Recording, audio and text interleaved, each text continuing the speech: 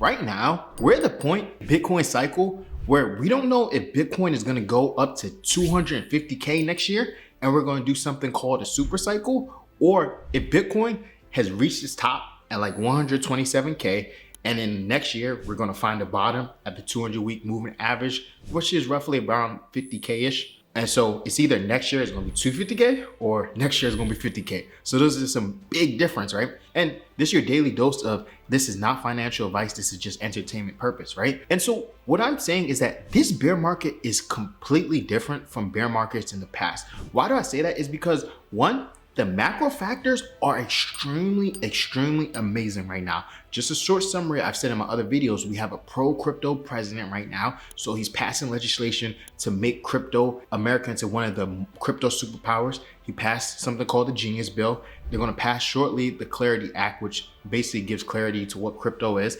And then he's also made crypto into a strategic reserve in America, right? So we have a presidency who wants crypto to be a thing, who wants crypto to be a part of America's culture, okay? And apart from that, we're going into QE. Basically, that just means more liquidity in the system. That just means more dollar gets printed, more dollars circulating in the system. That means inflation is going to go up. Hopefully salaries go up. Asset prices are going to go up. And that's supposed to start from December 1st up until next year.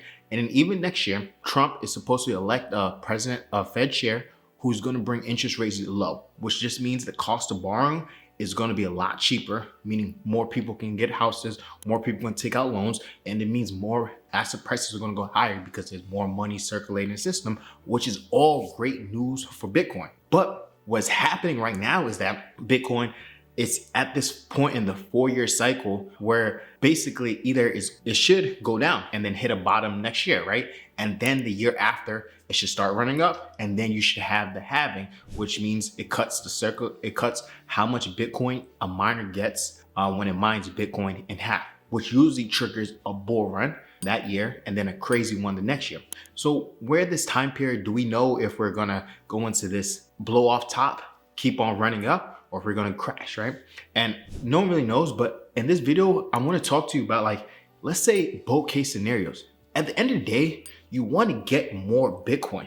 Unless you have one Bitcoin, it kind of doesn't matter. I know 0.1 Bitcoin is still a good amount. 0.21 Bitcoin puts you above most people in this world. Let's say Bitcoin, you have 0.1 Bitcoin, which is roughly around 9,000 right now.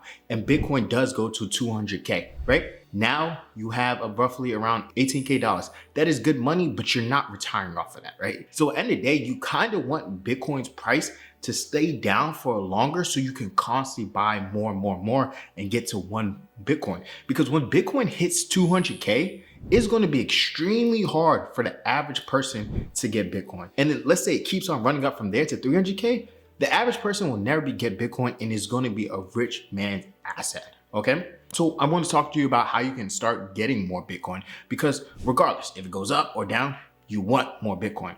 And so one way you can get Bitcoin is, hey, I hope you've had other assets, right? So let's say you've had stocks or Apple, Nvidia, Microsoft, maybe you have a house or a 401k. One of the best, easiest ways is to sell your some of those assets and put it into Bitcoin. I've been moving a lot of my assets that weren't performing as good as Bitcoin. Like for example, I had a good amount of Apple stocks, right? In the next 10 years, I don't see Apple outperforming Bitcoin. Nvidia, that's a different conversation. That's one asset I did sell, but like Bank of America, why would I have Bank of America over Bitcoin, right? What technology is Bank of America going to make that Bitcoin is not going to make, right? So start selling some of your assets, right? Even 401k. So I'm not telling you to sell your, well, you can. You can liquidate your 401k. I know people have done it. I'm planning on doing that for one of my 401ks. But what you can do instead is, let's say you have a job, you have a 401k, look to see if they have something called a brokerage match, a brokerage link. Basically, when you have a brokerage link, that means you can have a brokerage account where you trade your own stocks in there, right? And so instead of buying direct Bitcoin, you can get something called IBIT, which is BlackRock's Bitcoin ETF. So it's just Bitcoin, but you're not custodying it, right?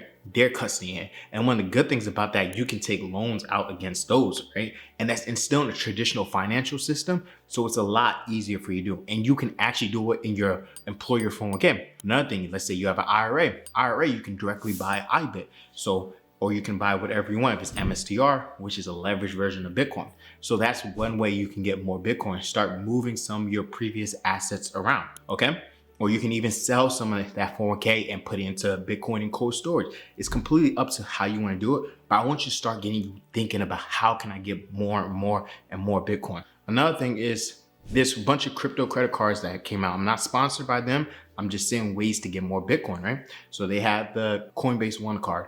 I got that card. I get Bitcoin every time I swipe. I have pros and cons against that. Right now, it doesn't integrate with the budgeting app I like. So like I'm actually about to stop using it. But overall, that is a very good card if you don't care about integrating with budget apps, right? And then the Gemini one, I'm not sponsored, but I've seen it. I had troubles trying to get them to be able to apply to the application for some reason, right?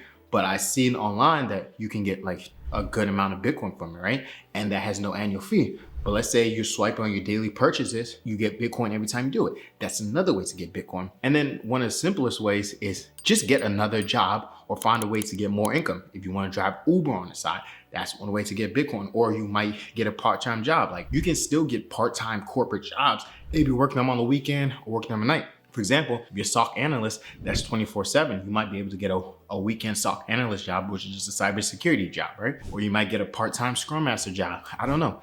Just find ways to get more money, right? So because at the end of the day, Bitcoin is 100K. You're not going to get a full Bitcoin by accident. And I don't know what your situation is, but it's going to be very hard to get another Bitcoin just by cutting costs unless you already have like a crazy lifestyle. Like maybe you have a car that's expensive, you go sell it and then buy Bitcoin that way. Maybe you have some rental properties that you don't like, you sell that, get Bitcoin. Maybe you just have a bunch of random stuff in your house. Like you have a crazy shoe collection, or maybe you have a bunch of computers, electronics you don't need. You can sell those and buy Bitcoin. I will say every time you buy 0.001 Bitcoin, that's just like $90 in Bitcoin, it adds up. Once you get that $1,000 into Bitcoin, adds up, 10,000 adds up. Every small amount starts to add up. So like you do all these things, maybe you might end up getting to 0.1 Bitcoin, maybe you might get to 0.21. And then once you start getting in that cycle of buying Bitcoin, what's going to happen? You're going to be like, yo, I need to get to 1 Bitcoin. You're going to start watching the podcast, listen to the videos,